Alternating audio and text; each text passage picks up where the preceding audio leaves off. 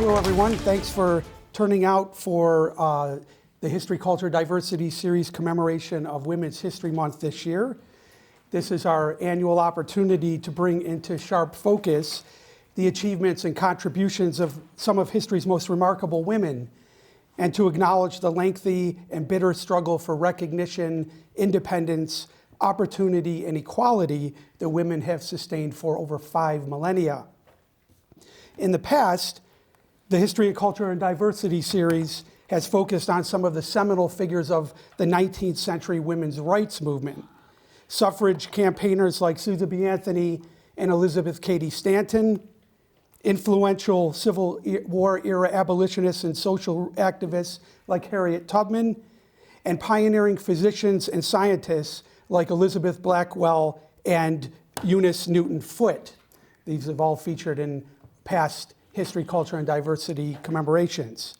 But today, we are going to reach back much farther in time to one of the truly worst eras in all of Western history in which to be a woman, and that's the European Middle Ages.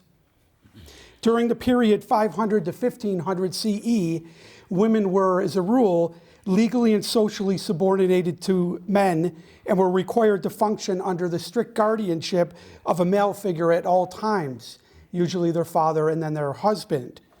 Most were completely excluded from political life and were denied educational and economic opportunities of all types. Most were consigned to a relentless and grueling cycle of childbirth and domesticity.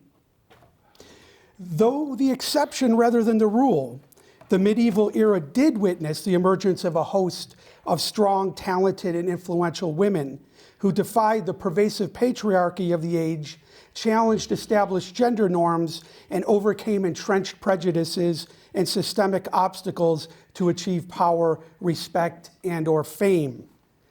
These noteworthy figures included the celebrated author and poet Christine de Pizan and the renowned scholar and philosopher Héloïse d'Argenteuil. This list of medieval female luminaries would also include the noted 14th century author, mystic, and ecclesiastical reformer Catherine of Siena, and the 11th century abbess, philosopher, and composer Hildegard of Bingen. Some women surmounted the rigid hierarchies of the feudal system to wield significant political power, like Eleanor of Aquitaine, the 12th century queen of both France and England, and one of the leaders of the Second Crusade. Into the medieval power broker category, we should also situate Queen Isabella I of Castile, the famed uniter of Spain and probably best known as the patron of Christopher Columbus. Arguably, the reputations and legacies of all the aforementioned are eclipsed by a singular medieval heroine, Joan of Arc, the Maid of Lorraine who rose from rural obscurity to lead France's armies during a critical phase of the 100 Years' War, was instrumental in securing King Charles VII on the throne, suffered a fiery martyrdom, and was made a holy saint by the Catholic Church. Since the inception of cinema, Joan has been the subject of innumerable biopics and has been portrayed by Ingrid Bergman, Maria Falconetti, Lili Sobieski, and other titans of the screen. Here to discuss Joan's life and legacy is historian and author Stephen W. Richey. With 33 years of service with the U.S. Army, a graduate of the U.S. Military Academy at West Point, and a master's degree in history from Central Washington University, who is better equipped to appraise Joan's remarkable career. Mr. Richey was born and raised in Rochester, New York. He enlisted in the U.S. Army in 1977, and during his 3 decades of military service, he obtained his parachutist wings from Fort Benning, Georgia, completed 2 tours of duty on the front lines of Cold War Germany, participated in humanitarian demining operations in Ethiopia, served in the 1991 Gulf War, and completed a total of 4 tours of duty in wartime Iraq. Mr. Richey retired from the U.S. Army as a full major in 2010 and currently serves as the commanding officer of the 141st Military History Detachment of the Washington Army National Guard. Mr. Richey is the author of Joan of Arc, The Warrior Saint. Since its publication by Prager in 2003, Mr. Richey's extensively researched study has garnered wide praise, as you can see in some of the critical feedback here. Let's give a warm welcome to our Women's History Month speaker, Mr. Stephen Richey. Nice to meet you. Thank you. Nice to be here. Thank you. Well, thank you, Dr. Brown, for that wonderful introduction. I hope I can deserve half of it. And welcome to all of you. It's great to be here, and thank you for consenting, I suppose, to be my audience. Now, does everyone have their lecture outline, their lecture sheet? Everybody got one of these? If you don't, okay. Heather, you ran out. Could we please have, could you please share with someone there who's next to you who does have one of these, if possible?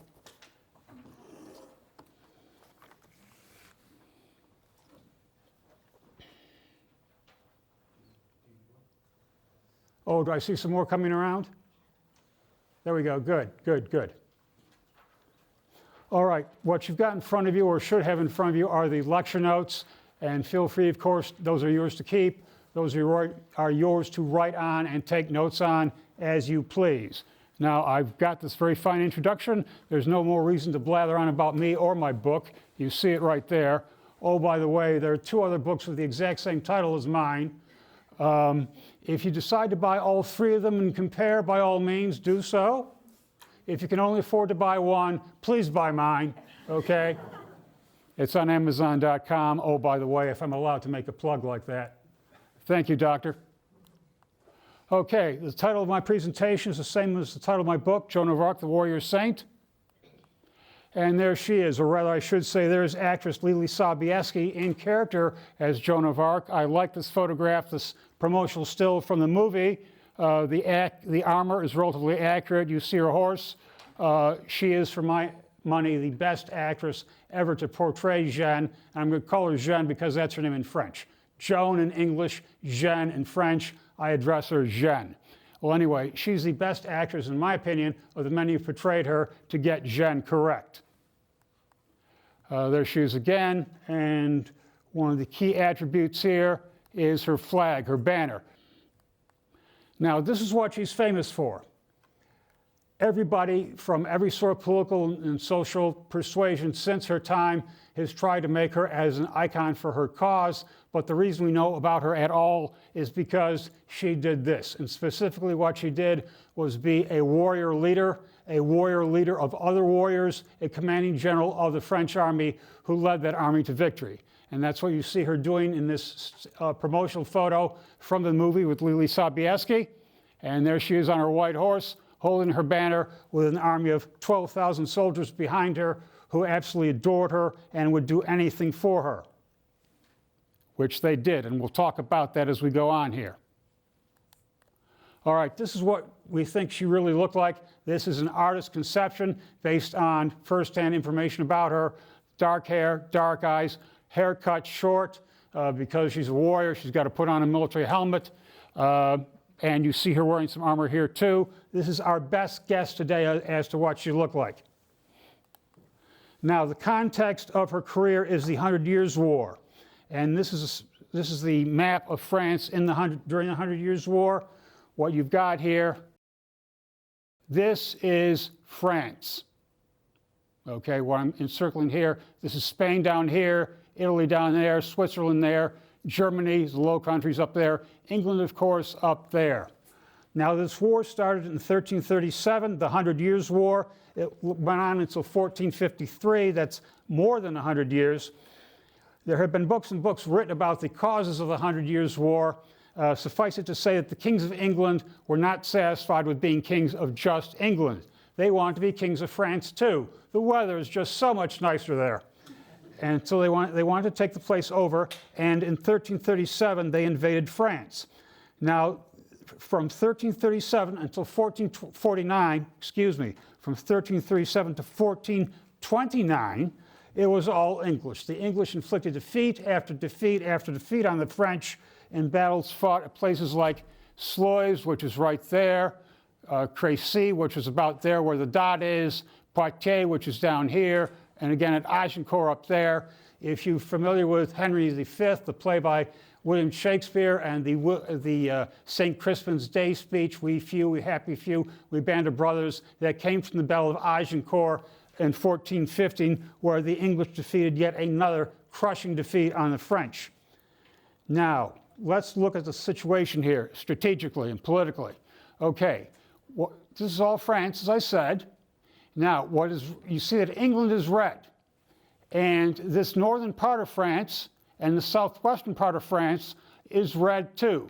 The reason it's red is because that is what the English control. That is what they have conquered up to and including 1429.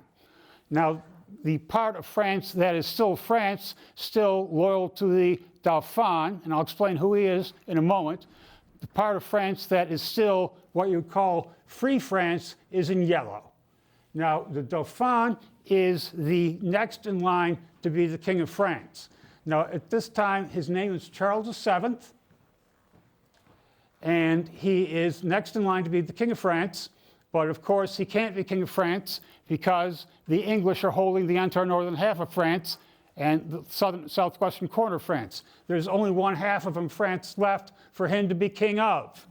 So he can't yet call himself king, and he has to go by his title, the Dauphin, where it's understood that the Dauphin is the title given to the next in line to the French throne.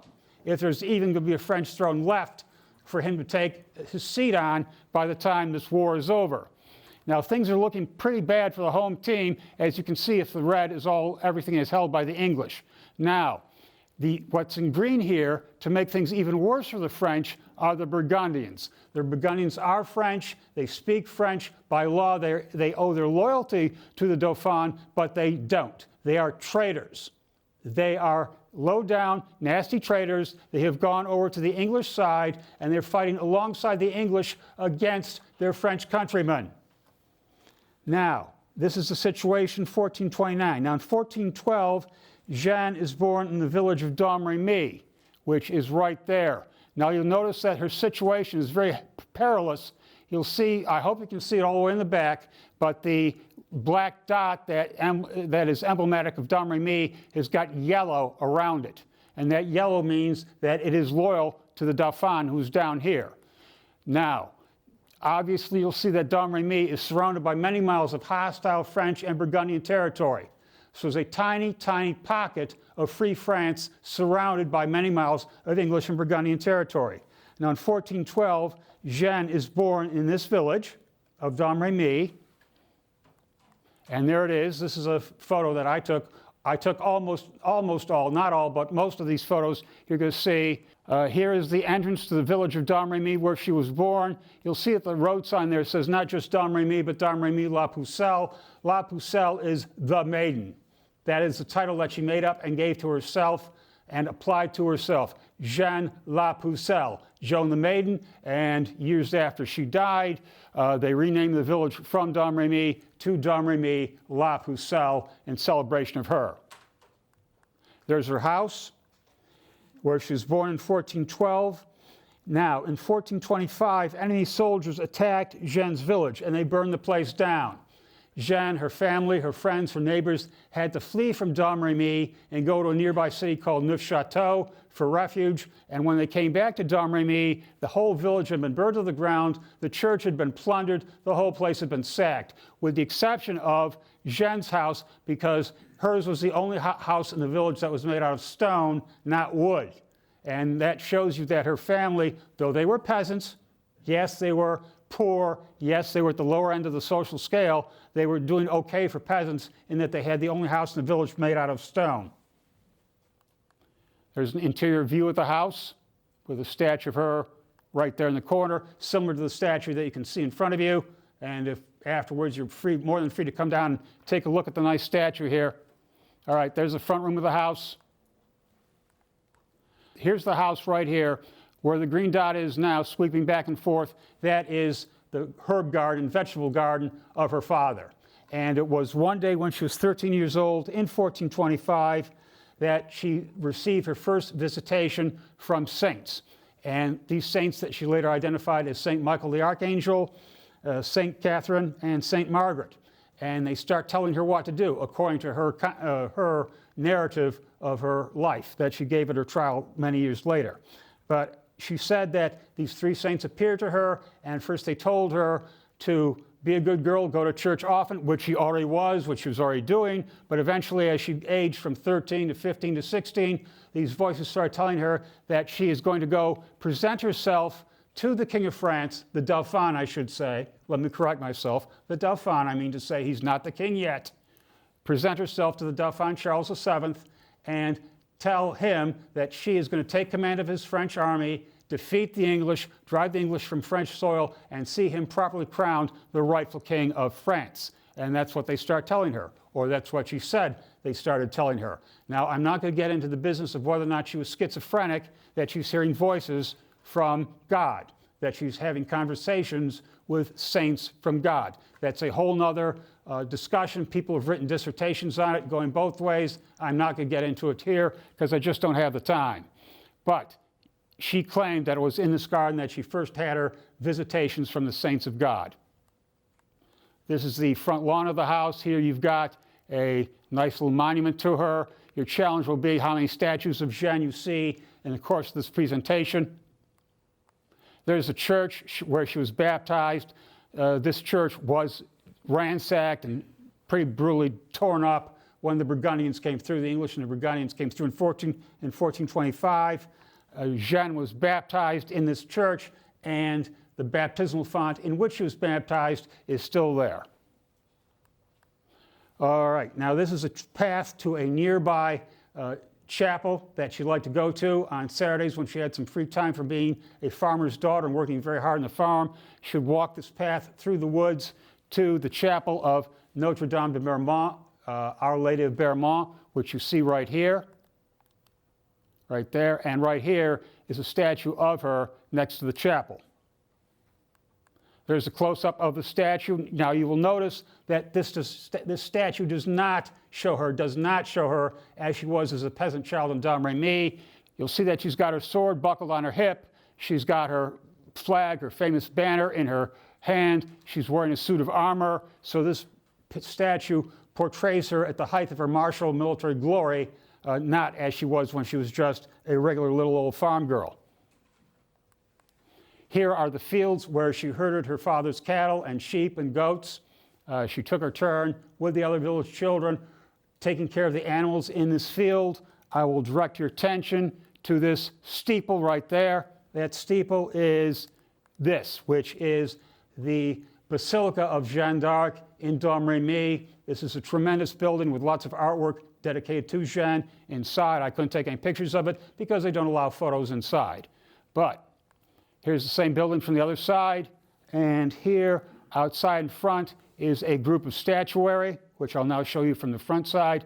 All right, here we've got St. Michael the Archangel, St. Catherine holding the sword, St. Margaret over here, and here is a depiction of Jeanne having a moment of spiritual rapture as she discusses the situation with her saints. Here's a statue of her outside the basilica. We'll see the statue again.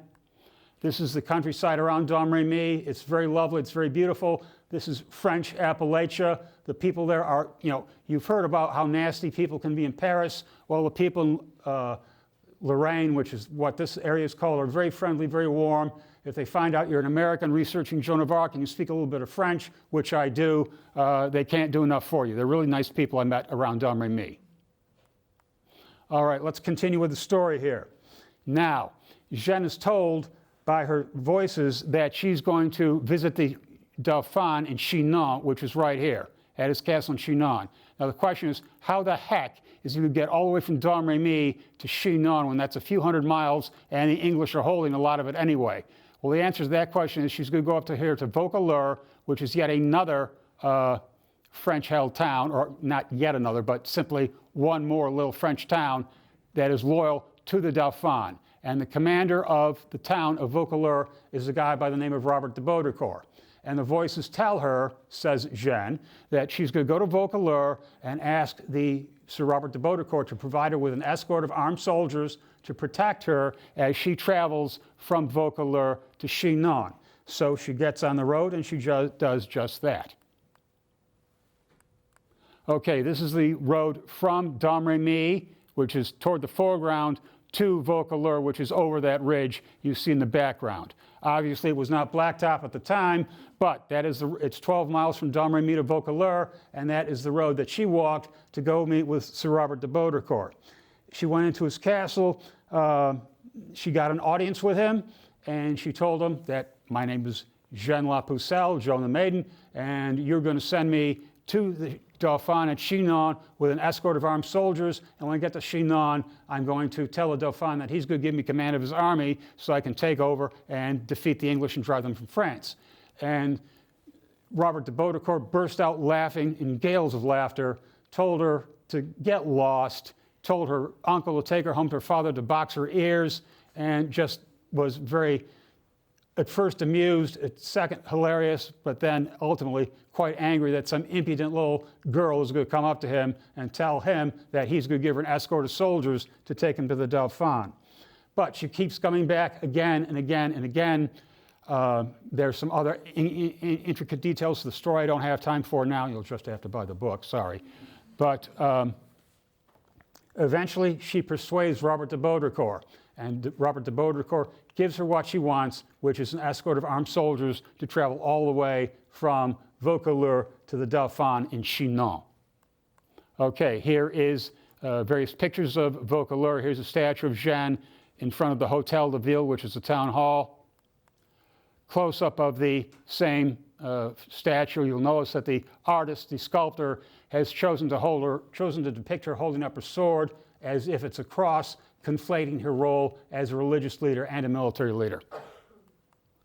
All right, now this is a key picture. This is the wall around Vaucouleurs, or what's left of the wall around Vaucouleurs. Now you see the wall going around here and around there. It went all the way around the circumference of the city, the town, I should say.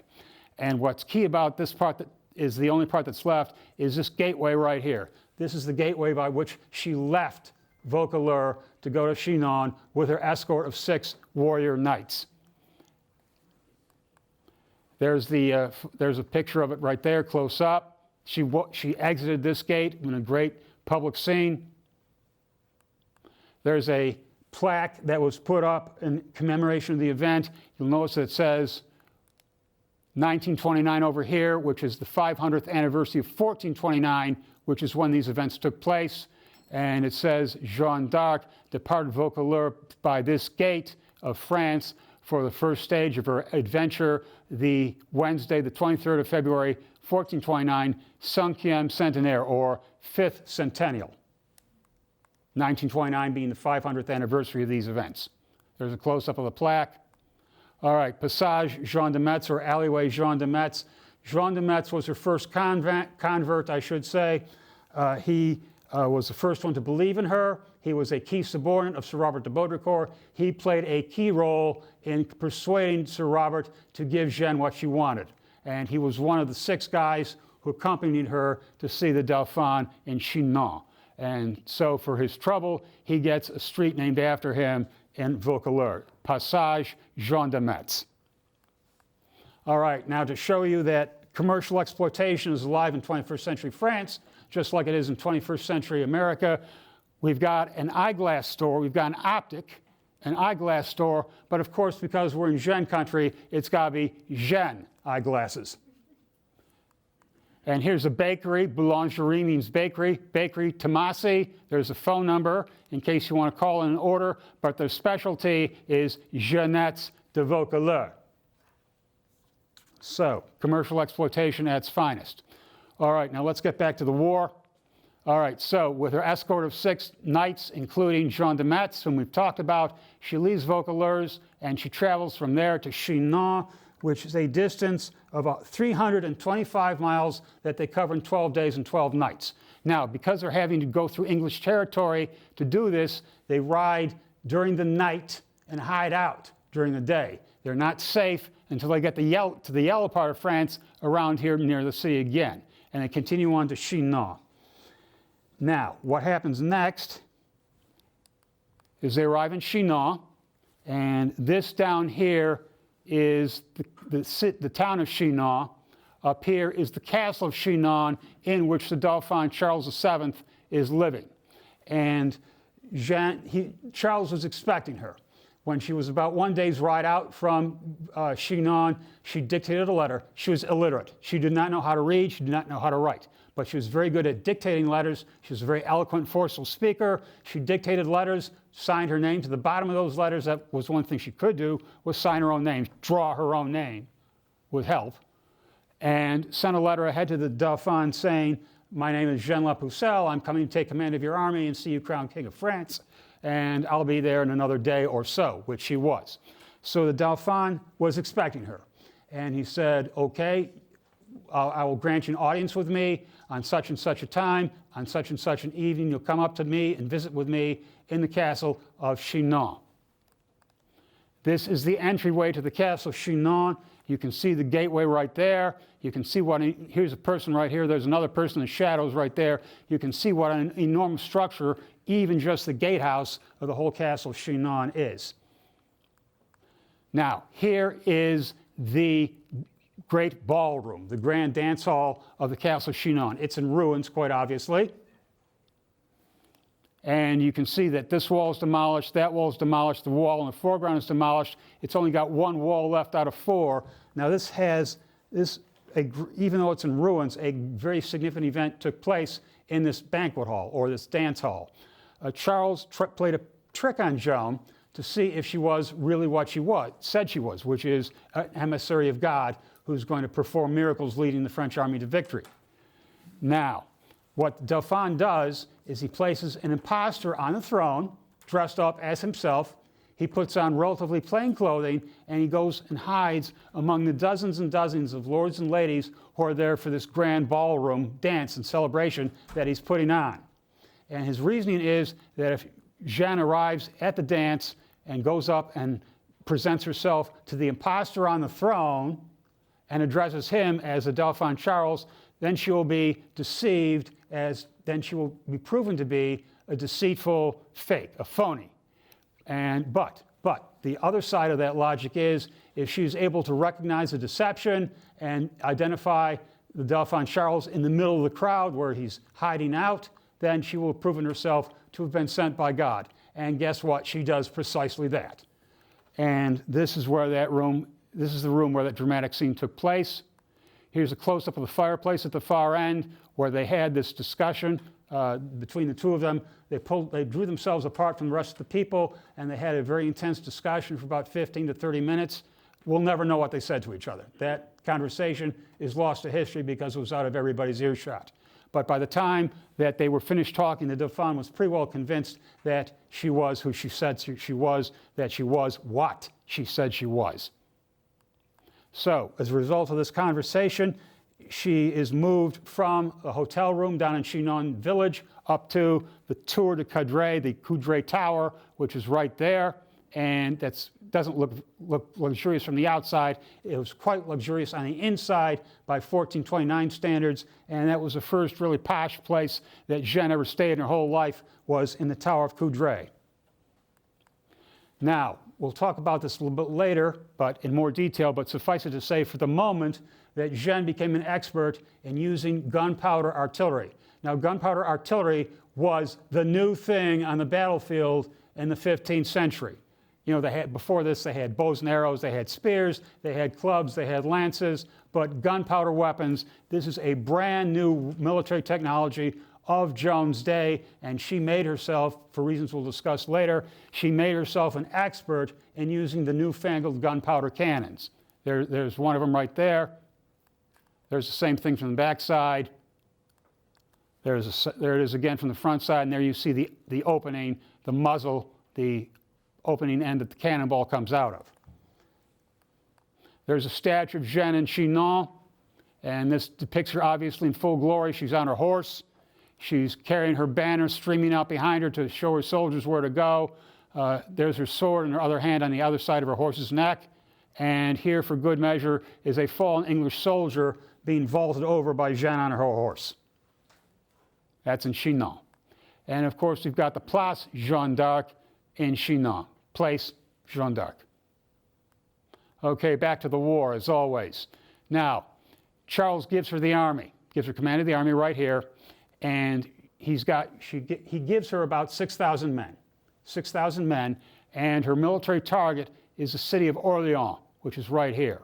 Now, Orléans is on the Loire River. The Loire River goes from east to west across France, where you see that black line, and you can see that the Loire River is the dividing line between what is still Free France, loyal to the Dauphin, and what is occupied, English-occupied northern France. And Orléans, as you can see, with the yellow border around it, Orléans is the last free French city on the north bank of the Loire River, which gives it tremendous strategic importance.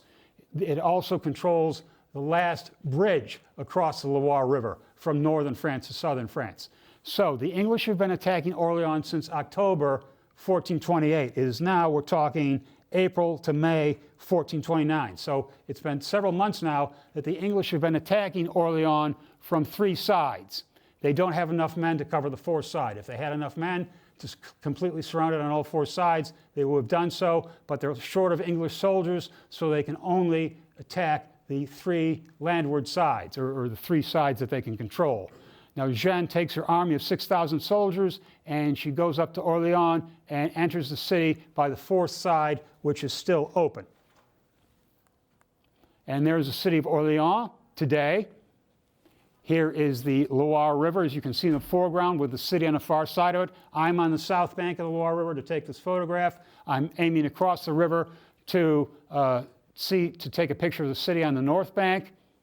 These little islands you see right here are the remains of the footings. This is what's left of the footings of the bridge. Here's the modern bridge right here, but where these little islands are, these are the footings to the old bridge that was there at the time that Jeanne was making her entrance to Orléans.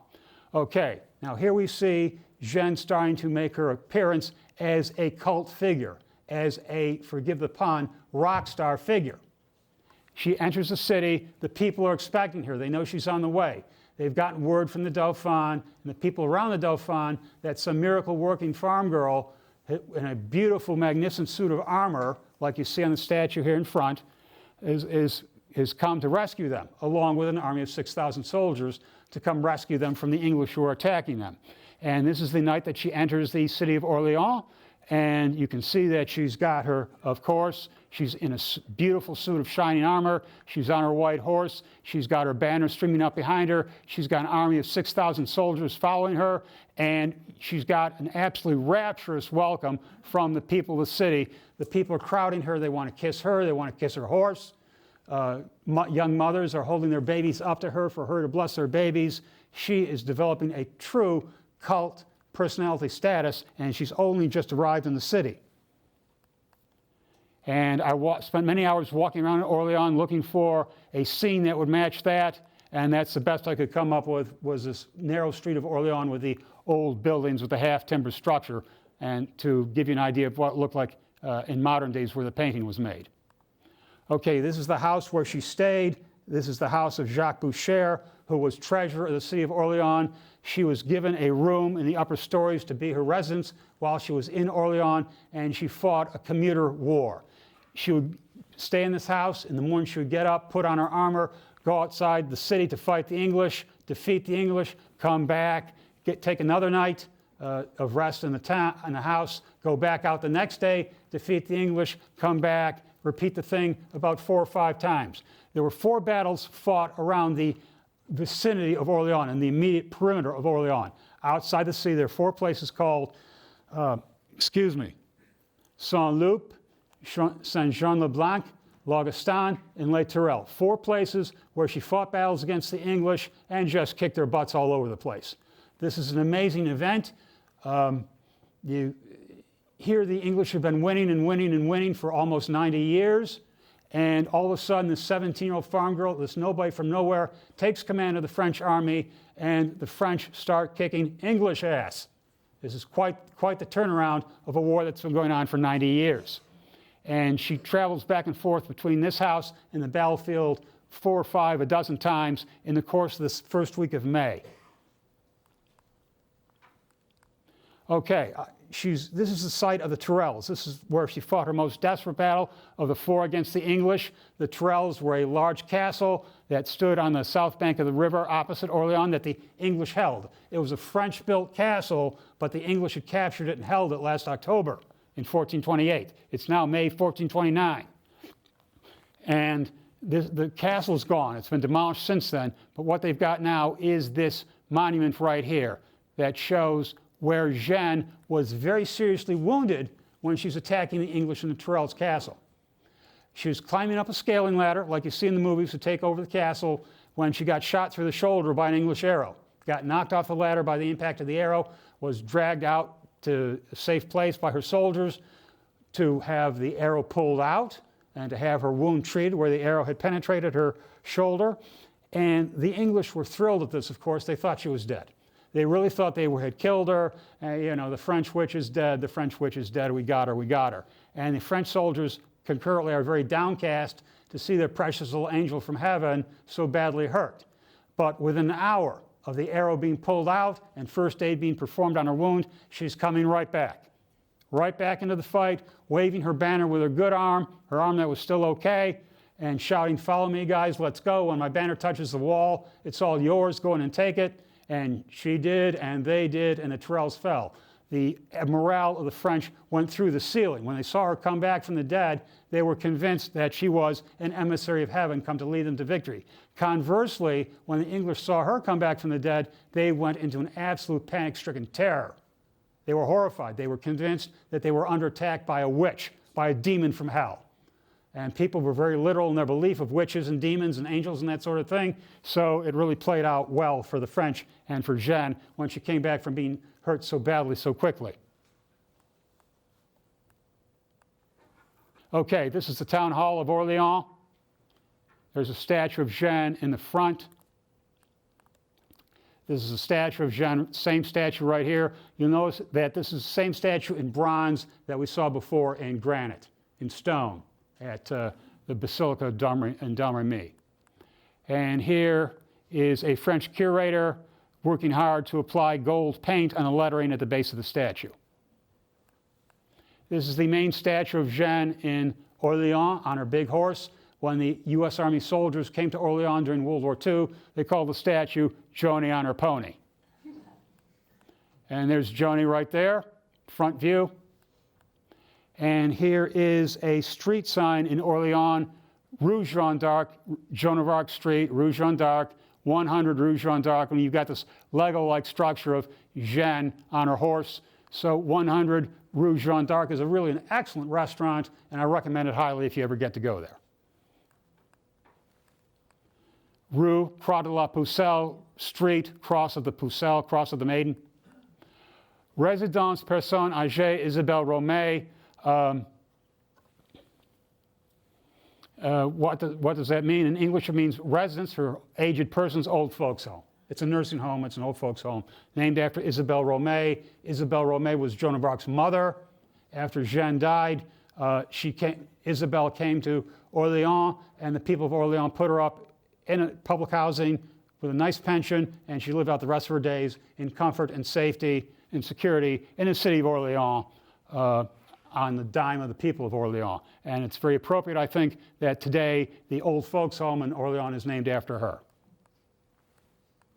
All right, Charles Péguy, he is a famous French playwright. He was born and raised in Orléans, and he's famous for writing not one but two plays about Jeanne. So he merits a statue and a photo. This is a monument that has nothing to do with Jeanne, but has everything to do with the U.S. Army liberating Orléans from the Nazi Germans in 1944.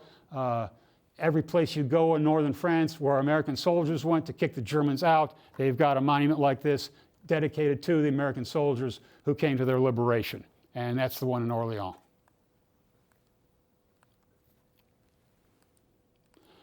Now, the first week of May every year, ever since 1430, the people of Orléans put on a huge festival in honor of Jeanne d'Arc. It goes the first week of May every year because the first week of May is when Jeanne did her great military deeds, freeing the city from the English. So, what we have here, the center event of this yearly annual celebration celebrating Joan of Arc in the first week of May is selecting a teenage girl from Orleans to be Joan of Arc for 1 week. And it's a very strict, rigorous selection process. They don't just put any teenage girl from Orleans up on the horse. They have a rigorous selection process. They give her a nice suit of armor. They put her up on the horse. She marches back and forth through the city in various parades, goes to all sorts of ceremonies, fetes, banquets, whatever. And for 1 week, this teenage girl gets to be Jeanne d'Arc. Continuing with the war. Now, what Jeanne has done when she has driven the English away from Orleans is liberate this little crescent shape where my light is of territory that was English controlled is now French controlled. But there's still lots of English forces over here, and over here. Now the first place she goes to after Orleans, the next place that she goes to fight the English is a place called Jargeau, which is right there where the dot is. It doesn't have a dot on the map, but take my word for it, I've been there. Jargeau is right there. And this is Jargeau. There's another one of those plaques commemorating Jeanne having been there. This is the entrance to the town of Jargeau. There's a statue of Jeanne in the middle of the town. And there's a close-up view of the statue, where she fought and won another great victory over the English holding the town of Jargeau. Now, the next place she goes to fight the English is over here to the west of Orleans this time, to a place called Meung. There's the bridge at Meung. Now, she didn't actually fight for the town of Meung, she fought for possession of the bridge. Now, the bridge, of course, was not this bridge. It was not concrete and steel then. It was a wood and masonry bridge across the Loire River. And she took this bridge, she captured it in a fierce and all-out battle. She needed that bridge to get from the south bank of the river to the north bank of the river so she could continue her campaign to drive the English out of northern France. So that's the bridge at Meung. The next place she goes is to fight the English is Beaugency, which is right there. This is the town of Beaugency. Again, we're on the Loire River. And I will draw your attention to this tall rectangular structure right there, which is that. That is the castle in the middle of Beaugency. Like the Tourelles near Orleans, it was a French-built castle that the English had taken and made their own, which made it necessary for Jeanne to take her French army and go take it back from the English. So the English are in this castle, and Jeanne is going to capture the place and drive them out. Here's a statue of Jeanne in Beaugency. Here's the same statue from behind. I like this photo because you can imagine Jeanne being out front, waving her banner, saying, "Follow me, guys," and her soldiers following after her as they go forward to attack the English who are holding the castle in Beaugency. And there's the Place Dunois.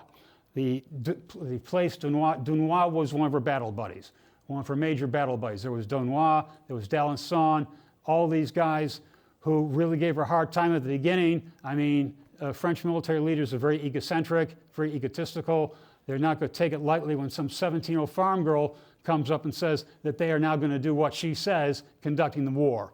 But eventually they were won over by her conspicuous displays of courage and competence leading the army, and one of them was named Count Dunois, so he gets a place named after him right there. All right, continuing the war. The next major battle is fought right there at a place called Patay, halfway between Orleans and Paris. Next, okay. Now, this is Patay. The town is not anywhere near there, but the battle was fought in this open field. The reason the archaeologists think it was fought here is because they found a lot of horseshoes from the early part of the 15th century. And if you find a lot of horseshoes clustered together in the dirt about 6 inches down from the 15th century, the odds are that the great battle was fought there between horse-mounted armies. And so this is where they determine, as best they can speculate, this is where the Belle Pâté took place. It's another crushing victory of the French under Jeanne over the English. The English lost approximately 2,000 dead in 15 minutes. So, you know, losing 2,000 dead in 15 minutes is a pretty significant military massacre. And Jeanne was giving the orders that made it happen.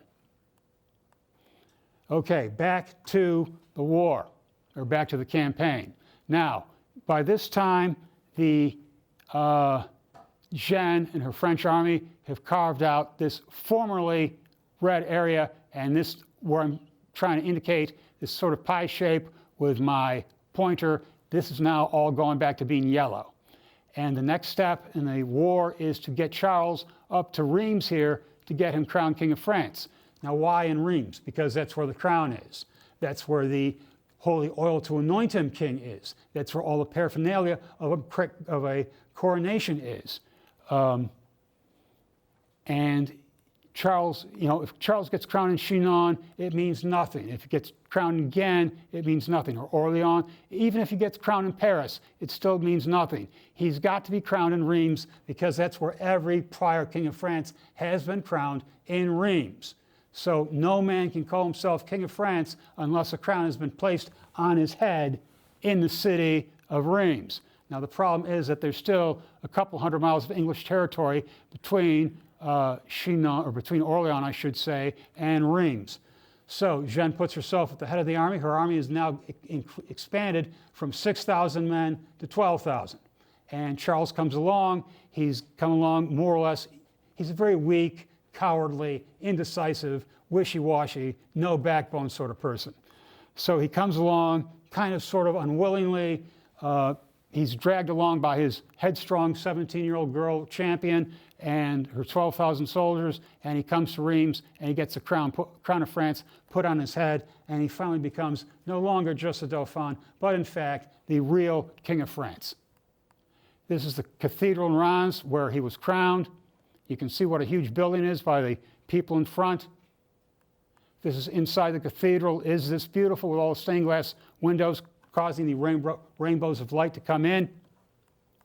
This is the altar in the front of the cathedral, or I shouldn't say the front, in the center part of the cathedral, where Charles knelt right here to have the crown put on his head, and Jeanne was standing right next to him, magnificent in her shining armor, holding proudly her banner right there to witness her Dauphin be crowned King of France, all because of her and her 12,000 loyal soldiers who would do anything for her as she led them to victory over the English.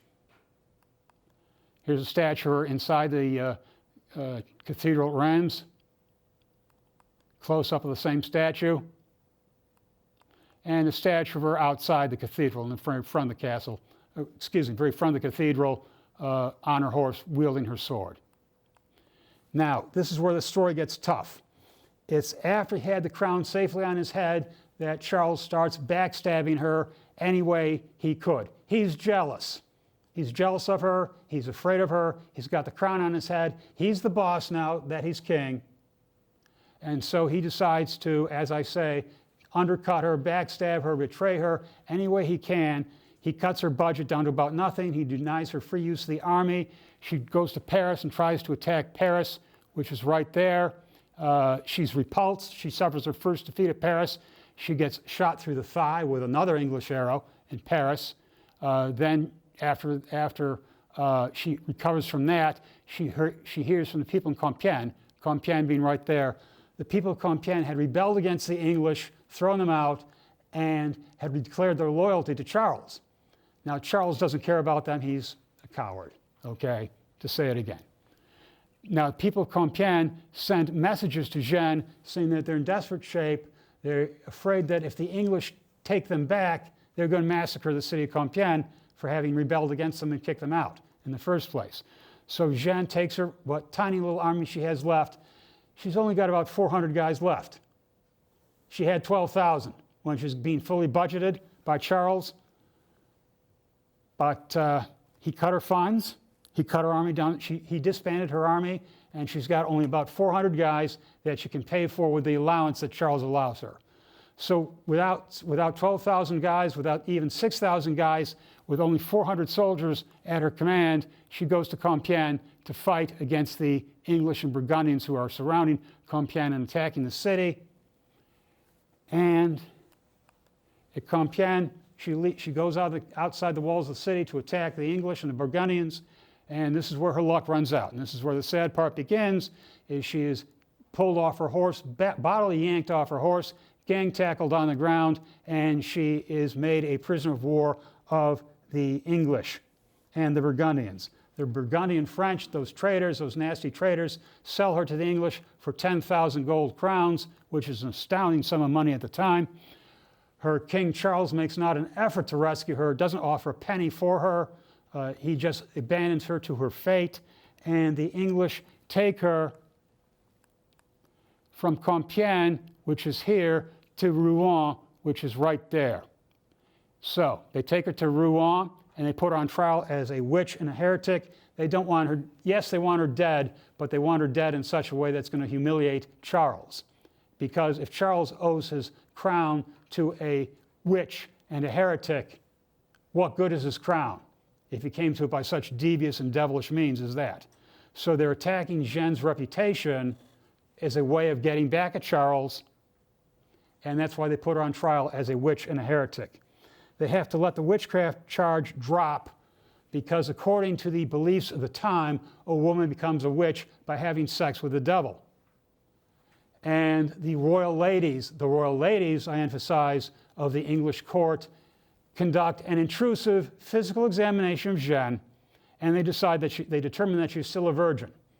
So if she is still a virgin, if she's still a virgin, which they determine her to be, then obviously she could not have had consort with the devil and become a witch. So, but they still get her on heresy. What they get her for on heresy is she's wearing men's clothing and she's got her hair cut short in contradiction to what it says in the book of Deuteronomy in the Old Testament, where it says a man shall not dress as a woman and a woman shall not dress as a man, because to do so is an abomination in the eyes of God.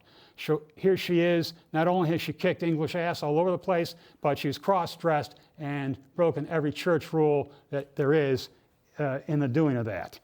So they convict her. Her trial begins on January the 9th, 1431. On May the 31st, well, let's catch up a couple slides here.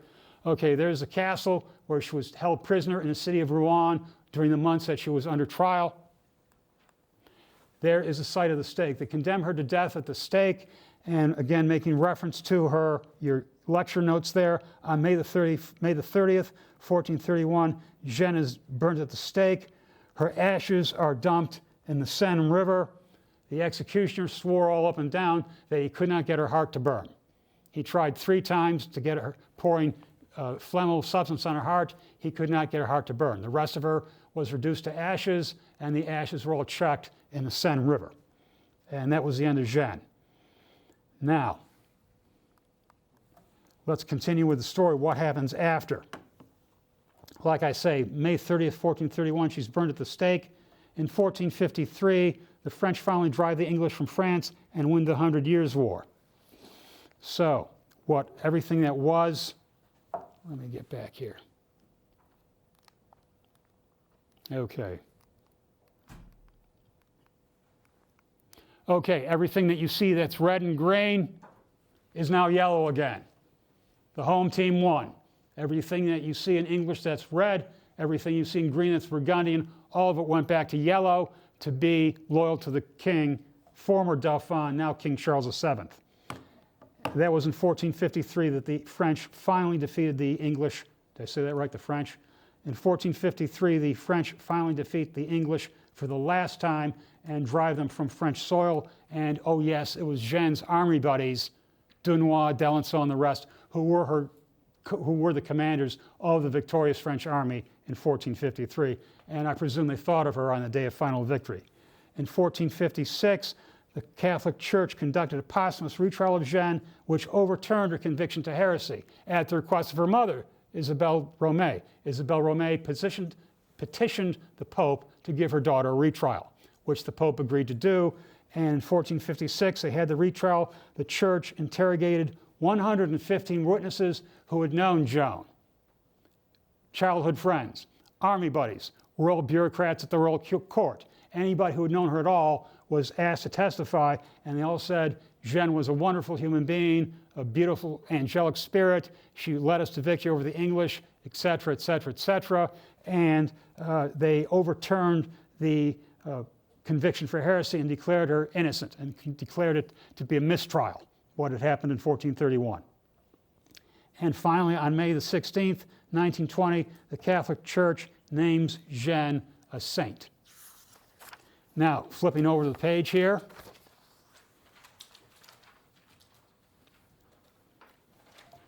Now, the reason I need to back up a moment, we need to talk about those 115 witnesses at the retrial. I was able to write this book. Anybody who wrote any book about Jeanne is able to write about her because the testimony from the 115 witnesses of the retrial is intact. It's in the archives in France. If you read 15th century French or Latin, you can go there today, get a library pass, go into the archives, and you can read the transcripts of that retrial that tell her whole story. And every book has been written about Joan of Arc ever since then, and there have been thousands of books written about her. I like mine the best. But of all the thousands of books that were written about her, they all are based on the retrial testimony of the 115 people who knew her while she was still alive. Now, what did she do? Long run-on sentence there, which I will ask my English professor to forgive. As an illiterate 17-year-old peasant girl, she took command of the often defeated and totally demoralized French army and led to an astounding series of repeated and decisive victories over the English invaders. Now, how did she do it? An unschooled but intuitive, first bullet comment, an unschooled but intuitive genius for military strategy and leadership. And I'm going to read some excerpts from the book which are taken from the retrial testimony. So if you got to get up and go, get up and go. I understand. I won't take any offense at that. Of course not. But Simon Charles said in the retrial testimony, he's one of the 115 witnesses. Simon Charles, who's a royal court bureaucrat, said, Joan was very simple in all her actions except in war, in which she was very expert. And a knight named Thibault d'Armagnac said, apart from the doings of war, she was simple and innocent, but in moving disposition of troops, in doings of war and the organization of combat, and organizing the troops, she behaved like she was the most skillful captain in the world, trained in all times for war. And finally, Jean d'Aulon testified in the retrial. One of those 115 people was Jean d'Alençon.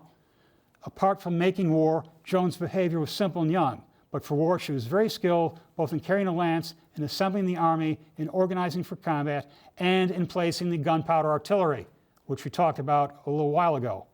Everyone was full of admiration that she behaved with skillfulness and prudence in military actions like she was a captain who'd been making war for 20 or 30 years, and especially in the placing of artillery, gunpowder artillery, underline that, in which she excelled.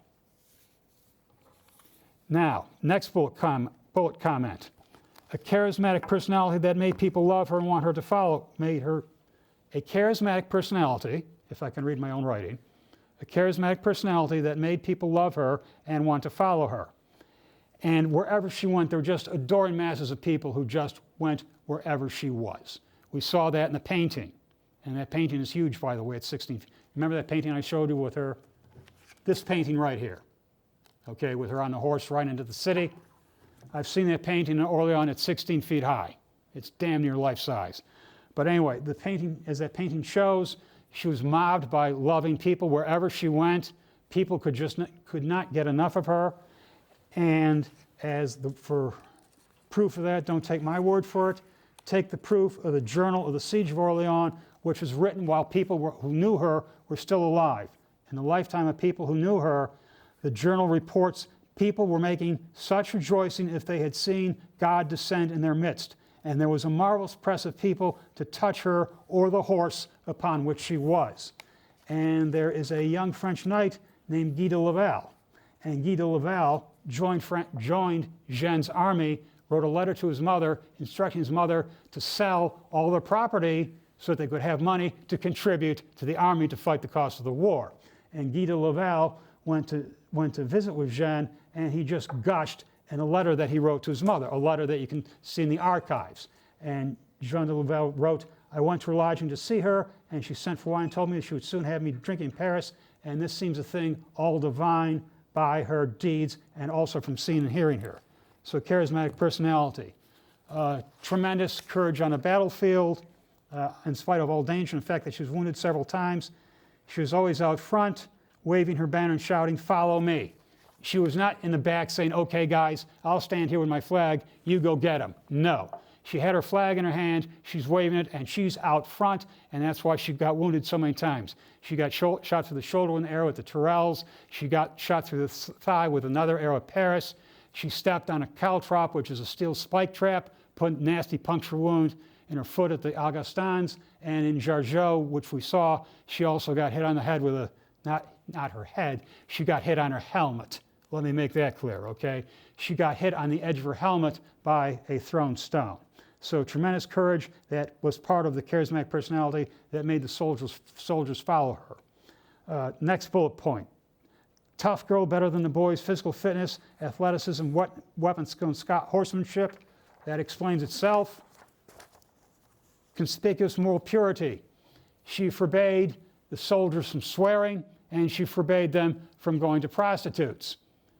Her logic in this is, we've been getting our butts kicked for 80 years, 90 years, because God has turned against us, because we've been so sinful.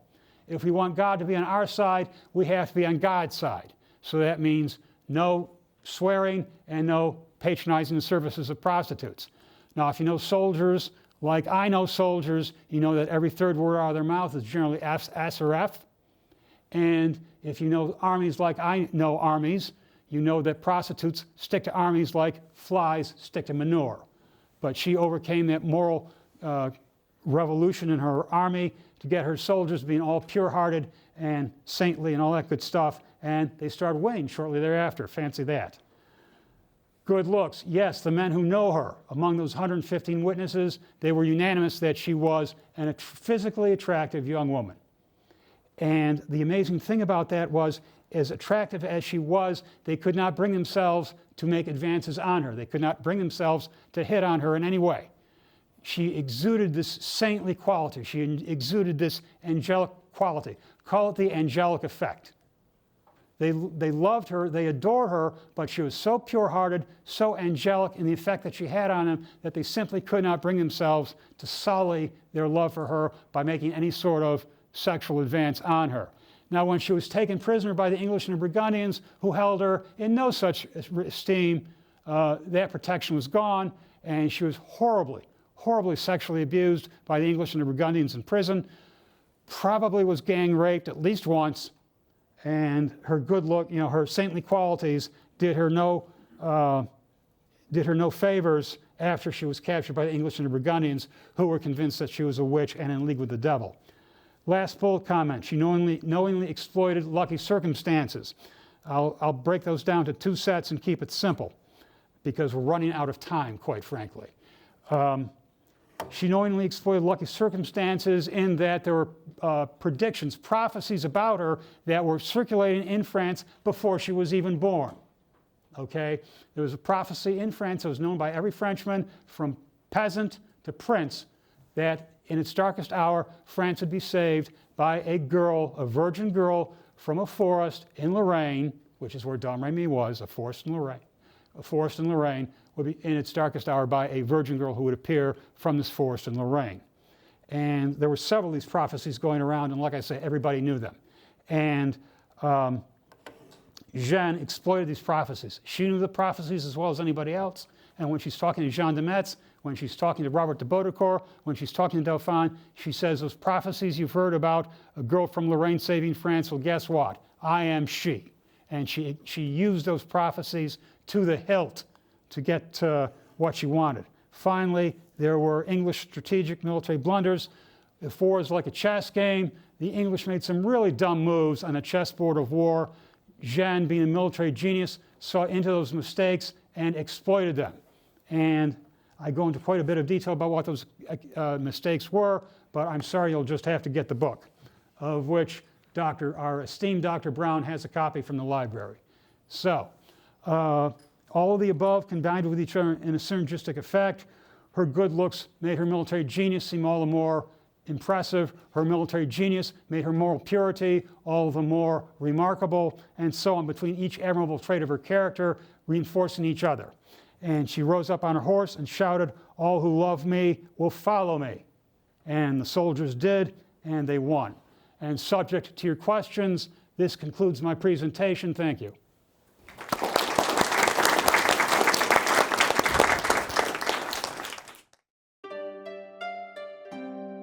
Was there any sense of how Joan could have learned these military strategies?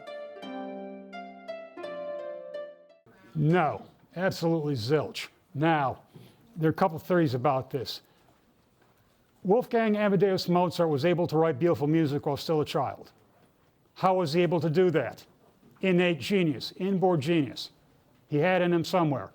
Joan of Arc was able to command the first army she ever saw in her life at the age of 17 and lead to victory. How was she able to do that? Genius, raw genius. Now, there's another theory that says that there's a brief period between the time that she persuaded Charles to give her command of the army and the time that the army set on its march to go to Orleans. About 2 or 3 weeks, okay? A theory that is propounded in some biographies of her is that during those 2 to 3 weeks, the male French leadership gave her a crash course in warfare. I would say that's probably a good idea. I can respect that theory. All it is a theory, but it's a theory that I have to respect. And that's, if anything, that's the only explanation that exists for her, being able to be such a military genius with practically zero military training or inclination. Why did King Charles choose to not pay the ransom for Joan himself? It was within his power. It would have been, according to the custom of the time, that he would offer a ransom to rescue his best general, but he didn't. And it's a subject of a lot of speculation, a lot of heated argument. There is no good answer to your question, I have to say, other than the fact that we know he was jealous of her. We know that he was afraid of her. If she put the crown on my head, she can just as easily take the crown off my head. May have been his logic. And also, he was a spineless, miserable ingrate. Nobody likes Charles VII who's ever written a story of his life, okay? He's not a popular guy. You will not find any statues of Charles VII in France. You'll see statues of Jeanne by the dozen and the hundreds all over the world. I know that's not a great answer, but it's the only answer that scholars have been able to provide. Did Joan feel betrayed by King Charles?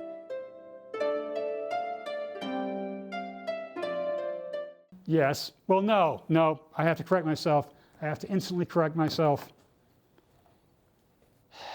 There's one scene in the movie with Lily Sobieski where she figures out that he's about to betray her. That's the movie, okay? Forget that part of the movie.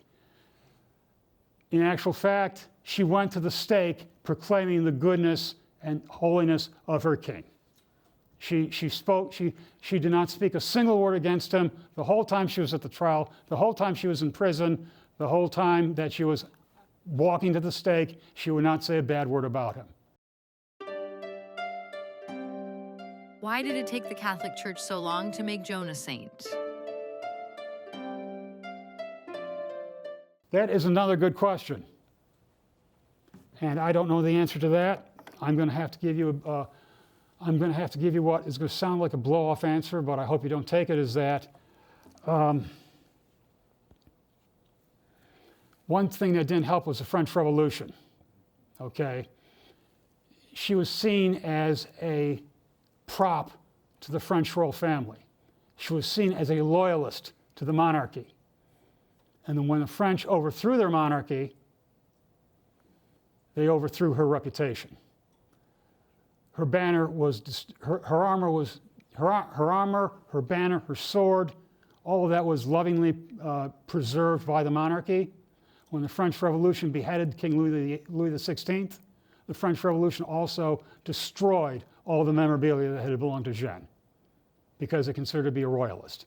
And it was not until several more generations after the French Revolution that French nationalism finally got back to proclaiming her a good person. Now, it's interesting that she was made a saint in 1920. What had just finished in 1920? What had just finished? Anybody? What had just... World War I. World War I had just finished in 1920, and France was a smoking, blood-smoked ruin. The country was a wreck. And the communists in France, the Communist Party in France, as you know, the Communist Party is atheist. The Communist Party in France was making very strong showings in elections in France in the immediate aftermath of World War I. And the Catholic part, the conservative, the right-wing conservative branch of French politics was pushing for her to be a saint, and it was probably a little bit of a political machination on the part of the Pope and on the part of the Catholic Church to give the conservative French Catholics something to call a win, to give them something to rally around as they were competing against the atheist Communist Party for control of political affairs in France. That's, again, a lot of that is speculation, but that's what the logic of a historian concludes, looking into that. Did someone try and save Joan, or was there a revolt or uprising to try and save her? No, there was no uprising. Remember, Rouen was the capital of English-held France. Rouen, which is, let's look at the map again. Okay, come on, little green dot, where are you? There you go. Okay, there's Rouen right there. Okay, that's as deep into English-held France as you can get.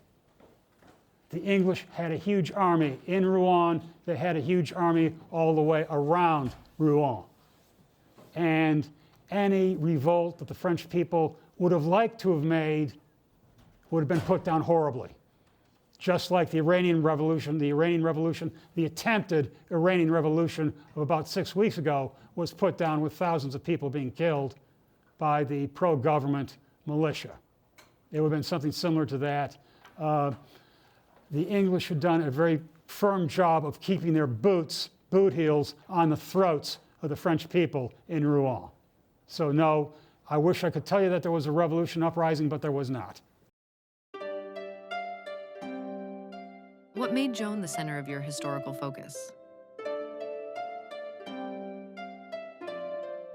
I enjoy all military history. Okay, my first hero was, when I was 5 years old, my first hero was Alexander the Great. And my heroes have been Napoleon, George Patton, Douglas MacArthur. I have been a hero worshiper of great generals ever since I was a little boy, ever since I was this high to this podium. Now, this is the same question that my thesis committee asked. This was originally my master's thesis in school. And my thesis committee asked me the same question: how do you get turned on to Jeanne?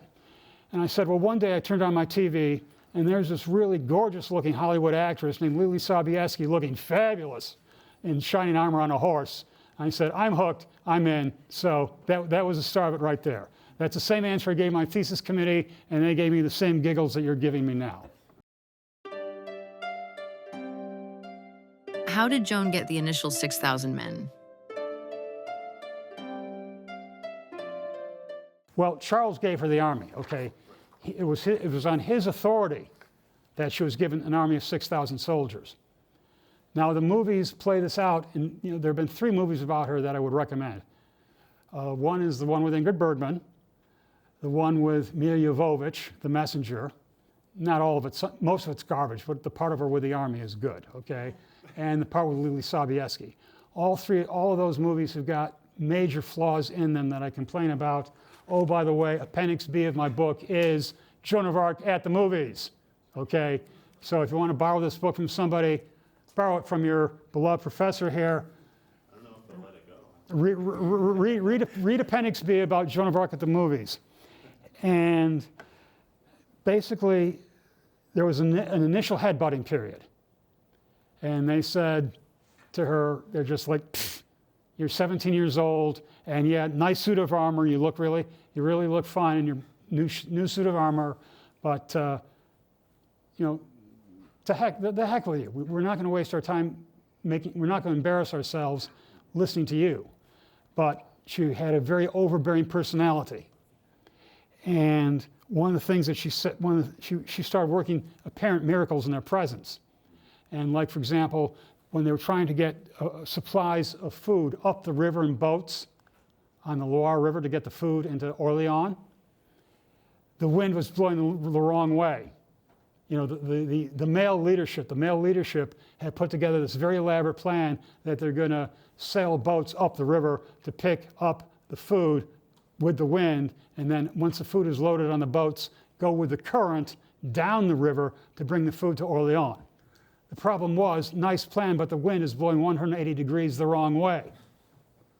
And they're standing there in a rainstorm, getting drenched, which is, you know, steel armor does not protect you from the rain. It just makes funnels for the rain to come in. So it was awful. And they're standing there on the south bank of the river feeling miserable with the wind blowing the wrong way and blowing the wind in their faces. And Jen said, well, wait a minute, and everybody will enter the city shortly. Just wait a minute. And the wind reversed direction.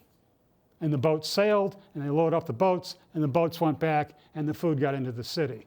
And all of her rival generals were staying around her in a circle, and their jaws all hit the dirt when that happened. And you can't argue with that. And that was her, her first miracle was picking Charles out of the crowd in the castle. Her second miracle was reversing the wind. What appeared to me, you have to understand how credulous people were. People believed in miracles at that time. People sincerely believed that God took a direct interest in human affairs on this planet.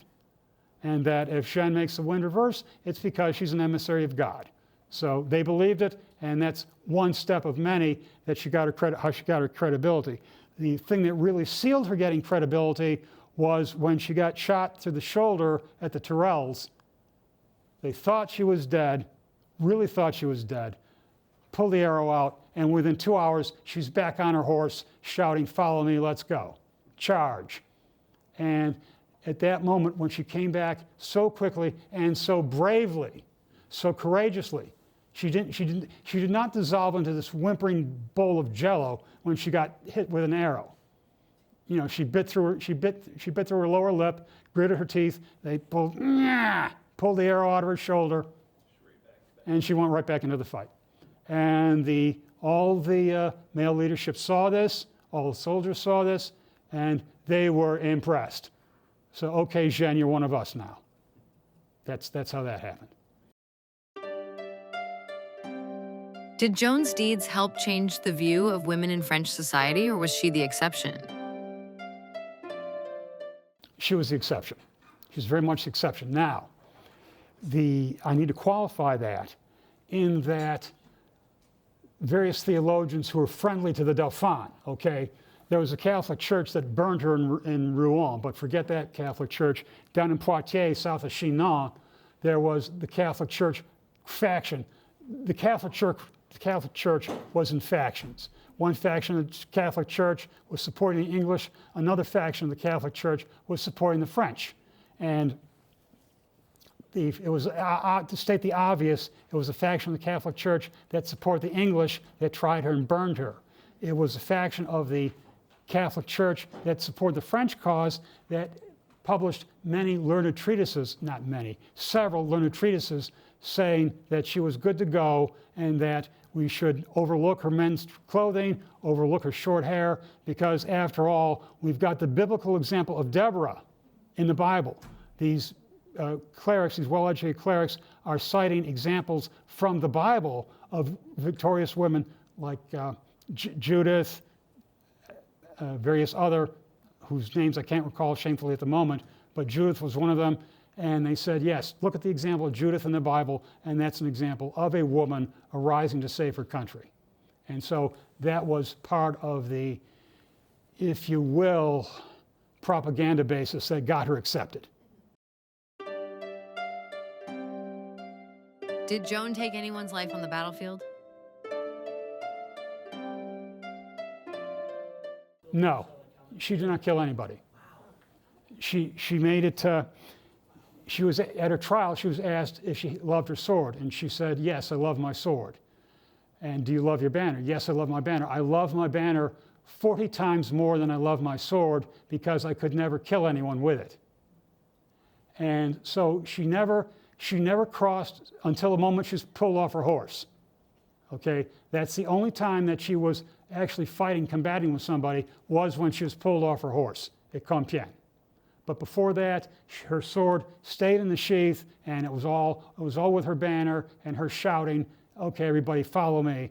And like I say, she got wounded rather severely 4 times being out front with her banner. But no, she never killed anybody personally. Thank you. Okay. Okay, well, we've come to the end of the period. Thank you, everyone, for turning out. Thank you. Thank you. Appreciate it. Thank you.